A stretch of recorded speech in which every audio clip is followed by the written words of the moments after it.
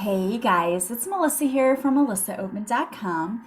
Welcome to Awaken Your Inner Awesomeness. I am so delighted you're here with me today, and I'm very excited because we have a very special guest with us today.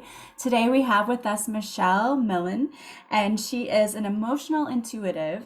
She reads tarot, and she is here today to talk about what she does. And she's going to do a live demonstration, which I'm very excited about because I'm all into this and I get geeked up about these different things. So I cannot wait to meet her and have her show us what she does and demonstrate her amazing abilities. So I want to thank you so much for being here with us today, Michelle. Thank you for joining us. Thank you so much, Melissa. I'm so happy to be here. I'm a little nervous to share my story, but thank you for being so welcoming. Yeah, absolutely. I'm so excited because you came highly recommended by one of my previous guests. I had Isabeau Maxwell on earlier, and she was just so excited to talk about some of her students. And you were one of the people she mentioned, and I said, I have to interview her.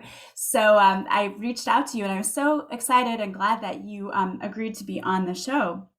Then I would love for you, before you get started and kind of give us a demonstration of what you do, is to maybe introduce us to yourself and give us a little background. How did you start awakening to your abilities? Um, well, isn't Bo, like before I start, isn't Bo fabulous? She's exactly the person you talk to, so genuine and such a good teacher. So I'm very thankful and grateful for her influence on my journey. But I would have to say that I've always been aware that there is something more, something out there. But it didn't ever feel like the timing was right to really dive in. I remember when my sons were just born, I was thinking, oh, this is a good time, but I got caught up in parenthood and watching them grow up. And so that leads me to August of 2019, so not too long ago, in which I don't even know how to explain it. My spiritual awakening was there. There was no denying it. My husband and I had gone to the Oregon coast, and just some weird things had started happening. Like the lights in the closet would go on and off. It was just very strange. And then we got a message that we needed to head to the airport early because there was an accident. Well, we got there way early for our flight, like 4 hours. And I'm not someone who sits still very long. And so I got up and started listening to podcast and really was able to listen to it. And the guest on that day was an aura reader. And I don't know what it sparked inside, but I was absolutely fascinated. And that night when we got to Las Vegas, I had a dream and my grandma was there. I mean, there. I could feel myself hugging her. I could smell her. I could, I was just really aware of her presence. And when I woke up, like there was a light in the room strobing. So I'm like, well, that's weird. That's never happened before. And then it kind of took off from there. Um, I guess my next step was working with the aura reader. I was fortunate enough to get an appointment with her. And I found out that all my life, when people would like call me too sensitive, too moody, that's not really what was going on. I'm actually an empath and pick up on the feelings or the vibes of everybody around me. I take them on as my own. And I was completely unaware of that. And so I spent so many years wondering what was wrong with me because I saw every shade of black and white. If somebody told me what their position was, I agreed with it because I could see and feel where they were coming from. And I knew it was from a good place or not a good place, but it a lot of times bit me because then I couldn't really step forward with my position. So that was my first step. And with her and the empathy, I started connecting more with my grandma and having lots of synchronicities. That is really So interesting. that's where it started. Yeah, so we have a lot of similarities actually. And isn't it funny? I think the universe uses podcasts a lot to help people like learn more and understand more. I had kind of a similar situation, but I also was listening to a podcast. That's where I kind of opened up to this idea of having a spiritual awakening. So that's really interesting. And then to be an empath, I'm also an empath, so I get it. And knowing how other people are feeling, and that can be a very heavy, heavy thing. And a lot of people who are empaths end up being people pleasers because of exactly what you were talking about. You want to make everybody happy, and because you know how they're feeling. So that's very interesting. Yeah, I felt when you first reached out, the similarities coming through, and I instantly felt like a connection and wanting to talk with you about this journey because I haven't shared it with many people outside of the communities where I've been learning from. So this is Yeah. exciting and And it's nerve-wracking. important to find your tribe. So often I think when we grow up and we have these abilities or whatever, and for me, all of my life, I didn't know what it was until I was in my 40s. And I felt just different. Not, not like an outcast, but I just felt different and I didn't know what it was or, why I felt that way. And it wasn't until I started hearing other people tell their stories and share their journeys, I was like, oh, maybe that's what this is. And I'm not crazy. Maybe I'm just going through a spiritual awakening. Right. And I find that fascinating too, because I was in my later 40s when everything really started to open up beyond the experiences here and there that I had had. And now it's so weird because I just feel like a pressure to catch up or, cheated in some way out of time with developing this gift. I don't know if you've experienced that as well. Yeah, yeah. I mean, I can recall as a child, a little child, seeing things and hearing things, and then I guess there came a point when parents were like, no, this is just your imagination. No, you're not really seeing things. And so you put up this wall and then there's nothing. But I've always been fascinated by psychics and mediums and all of those things and the supernatural. And it wasn't until in my 40s too that I really started investigating that. So yeah, it would have been nice to be able to have that all along. Yes. And then like when it starts coming in, it's like, how do I ground it? And when I was in that point on my journey, I was fortunate enough to find the SAGE method and to go through that program, which provided me with a lot of the framework and the basis that I had been missing. Or, I had all these things floating, but it gave me somewhere to place it and be able to start piecing the puzzle together. It's not all pieced together yet. There's a portion of it because I'm still figuring it out. But it was an amazing experience to work with Bo because after I finished the SAGE method, I stepped into a practitioner program with her and really got the benefit of sitting with her one-on-one through Zoom and, working through some of these things that were going on.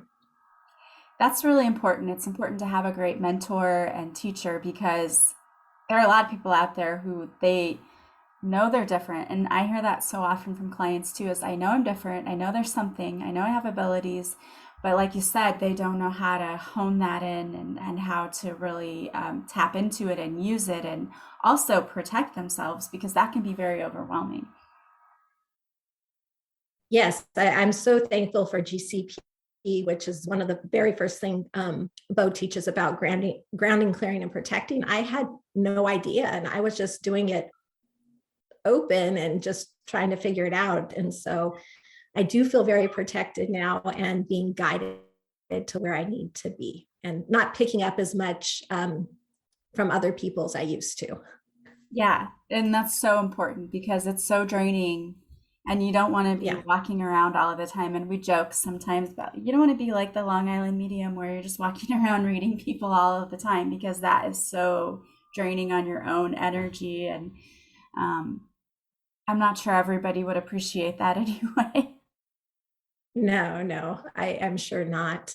But I did have, again, I'm piecing it together still, the puzzle and things come in at its own speed. And I'm one who is very like impatient and I want answers and I'm type A personality. And so this has been really such a different journey than I've ever been on. And I'm realizing that I really have to give it up to the universe and their timing rather than my timing, which is not easy to do. But I do have those moments when like a big chunk or a big piece just falls into place. And those are so grounding and so just like, yeah, okay, I'm going to keep going. So encouraging. And I had one of those while I was working with Bo. If we have time, I would love to share it. Sure, absolutely. Okay, well, Bo and I, we had met in one of our one-on-one meetings. And during that particular meeting, it was on the anniversary of my grandmother's passing. Now, my grandmother was the closest person to me before she passed when I was relatively young. And I always thought that she was meant to teach me something, but she just passed too early. And so I just had to figure it out. I knew at that time I had 5 guides. 4 of them had given me their name and one of them had not. It was more feminine and a blue energy. And it was during that meeting with Bo that I found out that that was actually my grandma. Wow. She is one of my guides, which was very exciting for me. And Bo's like, go talk to her, go find out what she wants to share. And I said, okay, I can do that. So the next day I went into meditation and I met her in a park where we had gone when I was a child. And for the life of me, I could not remember the name of this park. I knew it was Blue something, but I couldn't in that moment recall it. I just could feel it. And I was there and my grandma was there and it was beautiful until it wasn't. And all of a sudden, this like wave of energy came in and it was really negative. And it came in presenting as how I was feeling or what my thoughts were. And I'm like, whoa, I don't think this, I don't feel this. And I pulled out and was pretty uncomfortable with it. And it was looping. I don't know. Have you ever had those thoughts that just keep looping that you can't let go of? Yeah, absolutely. Yeah, it was like that. Yeah. And it had me freaked out because my grandma's one of my guides and she's hearing this, I'm sure, looping and thinking it's me. And I just felt like a horrible person. Fast forward like 4 days, my husband and I were on a trip to Las Vegas and he had fallen asleep in the car I was driving and I was listening to a podcast. No surprise, I seem to be connected to podcasts. Yes. And it was a 4-part series on a serial killer from the 1960s, I believe. And I don't feel comfortable sharing his name only because of privacy. And Sure. again, this is all new to me.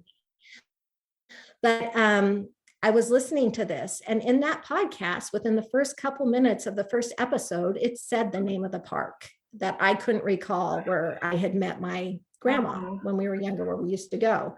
And I'm like, wow, this is really fascinating. Like, I was just thinking about that the other day, and here it is in this podcast. I guess I should listen.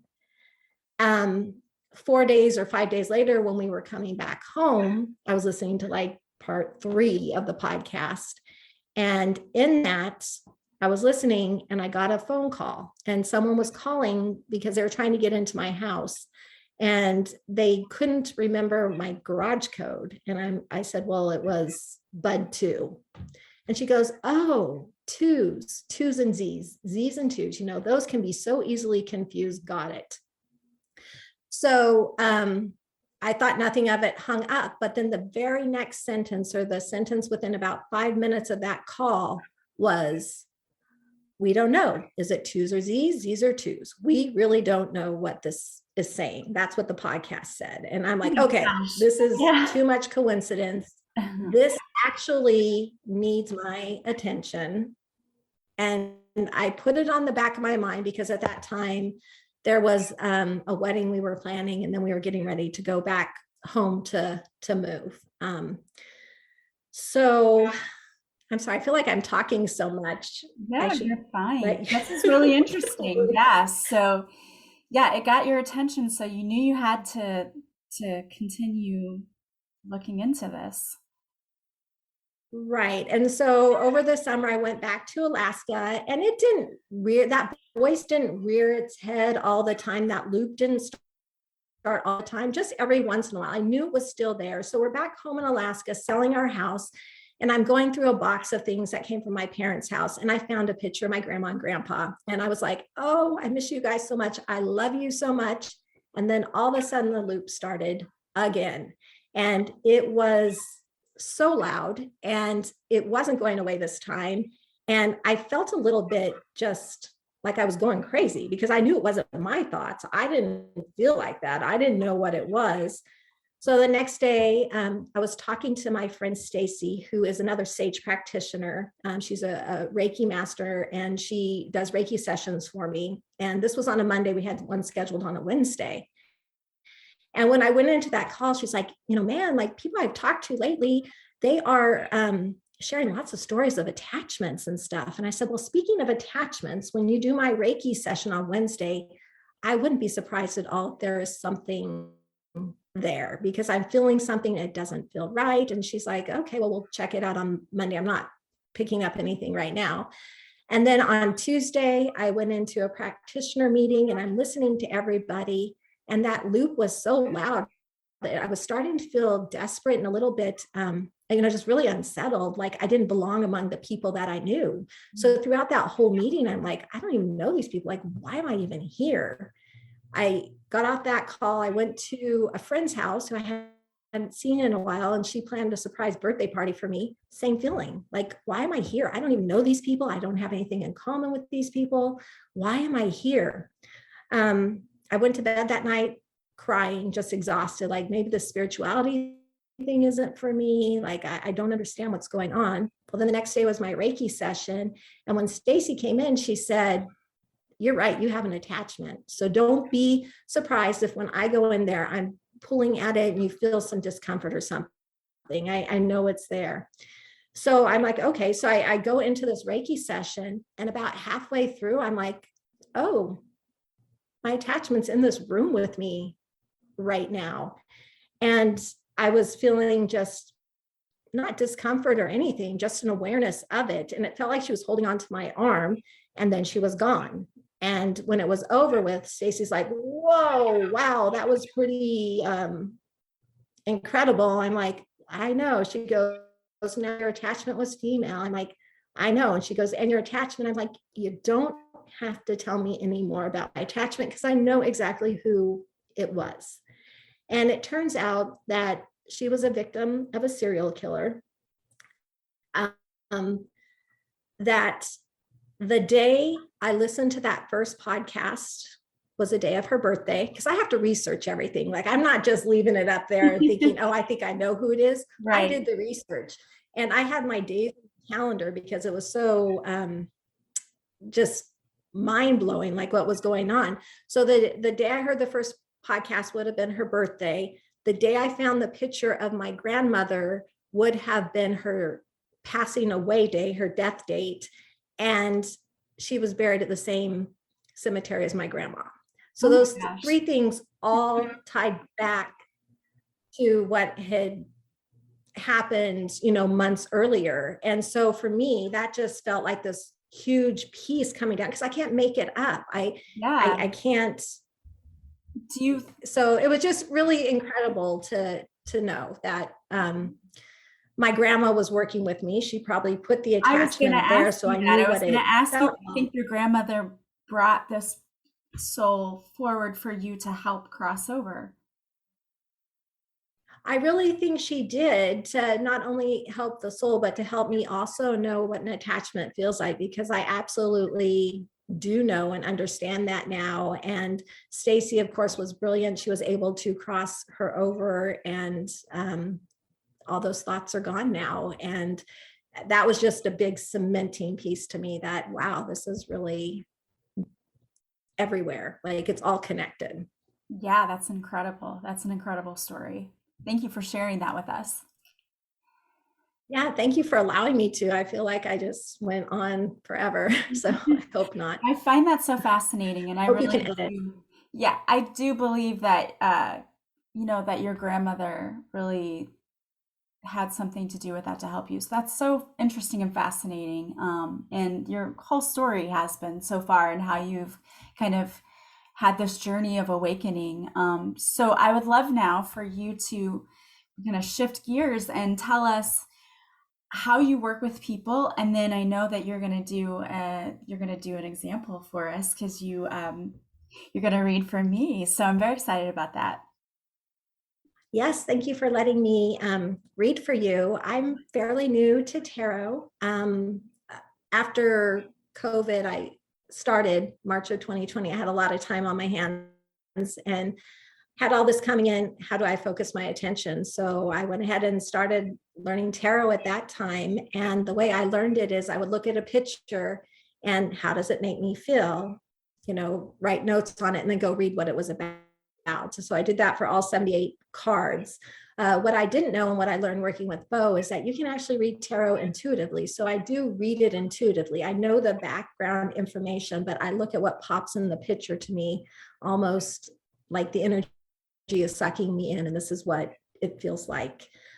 So I do work with that, and other things are still coming in to play as to what I do, but I'm comfortable with readings. Again, the cards are a way to focus my energy and what I'm feeling.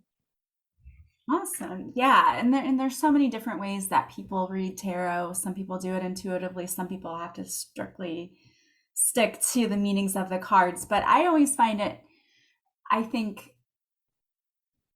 I don't want to say better because I think every method is just everyone's method, but I always think it's really interesting when you can read intuitively because you get so much more out of it, I feel like, because every person is different. And so it's interesting to think that there are all these cards and you would read them the same way. I think in situations and with whatever's around, you interpret things differently. So I think that that's a really interesting and amazing skill that you have to do that intuitively. Thank you so much. And today, when I did the reading for you, I asked you last night to give permission for the reading and also to set an intention for the reading. And then from there, I drew the cards here in my space. And I automatic write a lot. And a lot of things flow through as I'm writing. And so that's the way I chose to do the reading today. So I've already looked at the cards and I've written out what I want to say about them. And I find that helps me calm my nerves. I can do it either way, but for today, that felt right. Okay, it's perfect, perfect. So if you want to go Okay. ahead and yeah, share with us. Okay, so the spread I chose for you today was a three card spread, and the first card was being drawn for the energy that you are currently sitting in or experiencing. The second card I drew was all about the lesson that this energy wants you to learn and take forward with you.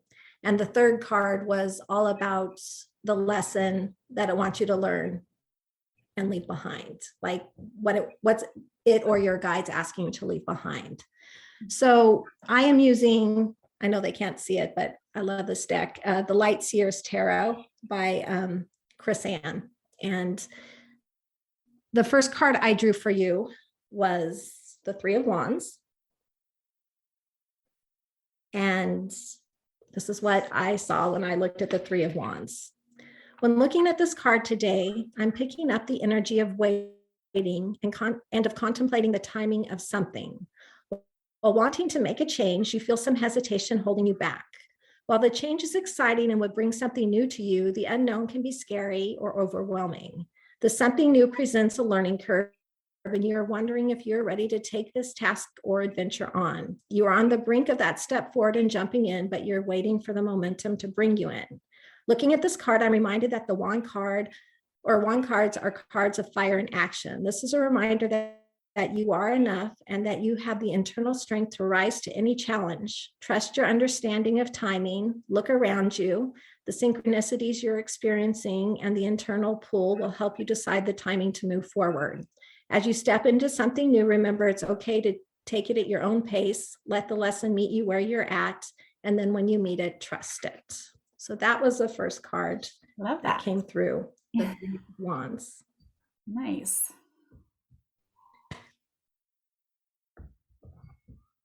Now, the second card, which is the energy that it's wanting you to move forward with, is the Temperance card, which is, of course, part of the major arcana. And what I got looking at this card is This card beautifully flows into and supports the message shared in card 1. This card brings in the energy of balance and working with the resources surrounding you. Always remember that where there's a will, there is a way. And in this case, it's about integrating the new lessons or new energy into your current framework and understanding of life. It isn't asking to consume your thoughts and time, rather to work in conjunction with your current stage in life. So let it flow in and adjust accordingly because there's room. This card also emphasizes that you are feeling the nudge from behind to step into this. Remember that you don't need to go overboard with it. There's a natural flow. You can work with it and find out how it works with the greater picture of your journey. Don't worry about meeting a preconceived vision of what that should look like. Instead, go with what that does look like and how it feels when you experience it. The energy is working with you and willing to compromise to find its balance. Nice. Makes sense. So that was the second card. Okay. And the third card is, again, something that the energy is asking you to leave behind or to let go of. And the card that was drawn there is the King of Cups. And when I looked at this card today, it said to me, as you move forward and out of this energy, this card is asking that you let go of any self-doubt and fear that you've been holding on to. Trust yourself and your instincts. Take the time to center yourself and ground into the elements around you. You know what calms you. Let go of any external noise and then feel where you're at and recognize that you are choosing your path and your greatest and highest good. Don't fight it, flow with it, and let it bring you back to center. There are answers there. Answers and knowings that you are truly already aware of on the subconscious level. Just release the fear because it's a block. And then those knowings will then rise to a conscious level. And that's the place of action.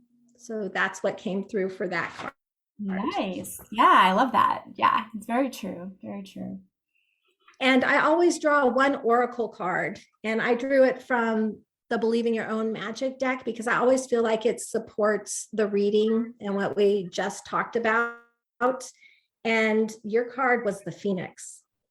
And it says on it, how's that for happily ever after? And the message I got from that card was, you are internally strong and the work is there for you to work with. How do you want to conduct it? How do you want to structure it? It will bring you to that place of being in balance that moves you forward, strong and confident. So I love that card. Yeah. I love all these cards. These are really good, happy cards. Yeah, and I love that. I often refer to myself as the Phoenix because, I had a lot of tragedy the beginning part of my life, and I've always said like I've had to pull myself up and, do the healing work. And so like a phoenix rising from the ashes, I was able to reinvent myself and ready for my second chapter in my life. I love that. And I love how the cards completely supported that. And the guides completely supported you with the drawing of that card. Yeah, it was perfect. Love the messages. Very beautiful. And so when you do readings then with people, do you normally do a 3-card spread with people, or do you do other spreads as well?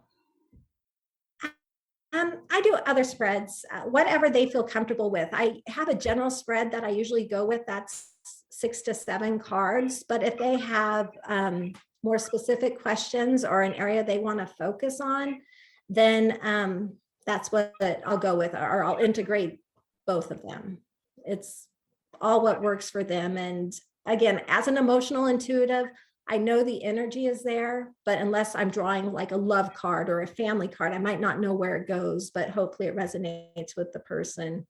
It will resonate with the person, I should say. I shouldn't say hopefully. Yeah, it does resonate. What I love about you too is that you ask me to ask my guides to give them permission to give guidance, and I love that because I've been to readers before who don't do anything beforehand, and then I've been to readers who say a prayer and they invite in our entire spiritual team. And I love that because it's like working with the universe. And sometimes we're not meant to know certain things, I think, about our lives because we have to learn those things on our own.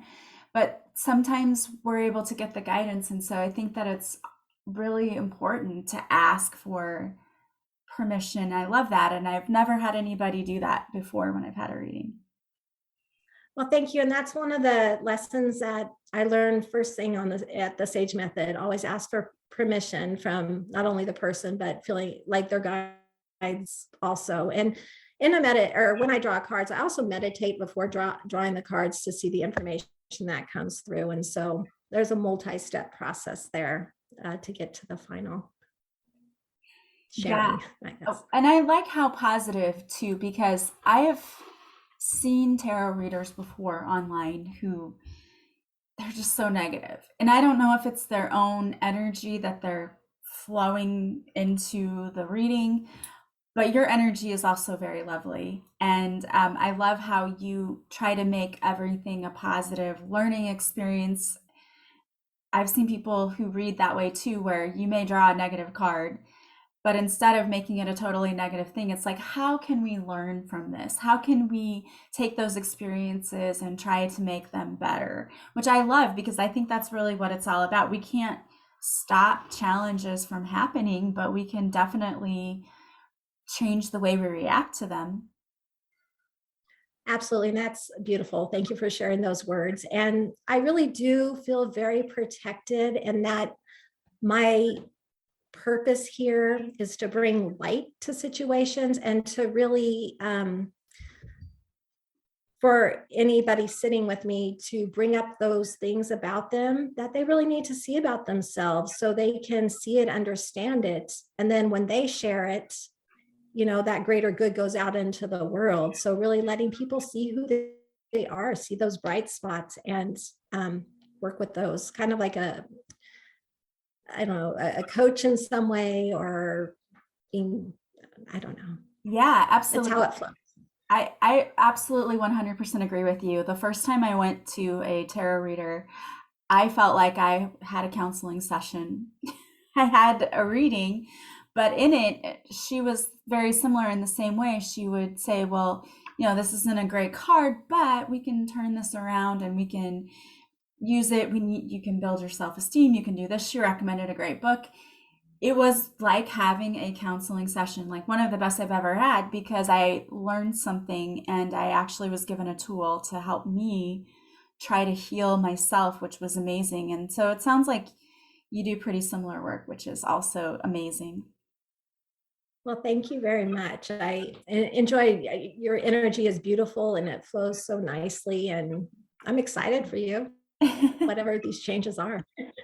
Thank you so much. And I want to thank you so much for being here. If someone is out there listening and they want to come and get a reading with you, what's the best way for them to do that?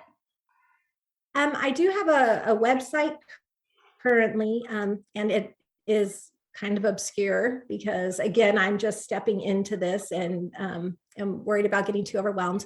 But it is Chel, CHEL, Mill, MIL.com. So chelmill.com. And yeah, reach out. You can schedule there, but you can reach out by email too. And I'm happy to talk with you and see where you're at or what you're looking for. Because I know a lot of people now that can help in different areas.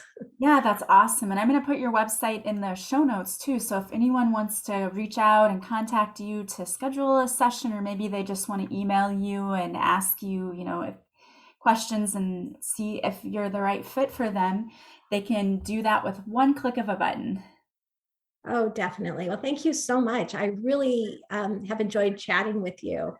Yes, thank you for being here. I've really enjoyed hearing your story because, again, we had a lot of similarities, and I'm sure there are people out there. We tend to follow the same tribe, we tend to kind of draw our people in. And so I'm sure there were a lot of people listening who probably were thinking, I had a similar experience, and you've had so many interesting things happen. So thank you for sharing your story with us today. Yeah, you're very welcome. And yeah, I love to hear these stories. And I've really enjoyed your podcast. I've been listening to a couple episodes and I love it. It's very uplifting. Thank you so much. Thank you. And I want to thank all of you for listening to both of us today. I hope that you enjoyed our episode, and I hope that you don't hesitate to reach out and get a hold of Michelle if you're interested in a reading. And remember, if you like this podcast, please subscribe. Please leave a positive review from wherever you're listening. And if you want to follow me, you can follow me on social media. I hope you guys have a beautiful day from wherever you're listening. As always, I'm sending you so much love and light, and I will talk to you soon. Bye, guys.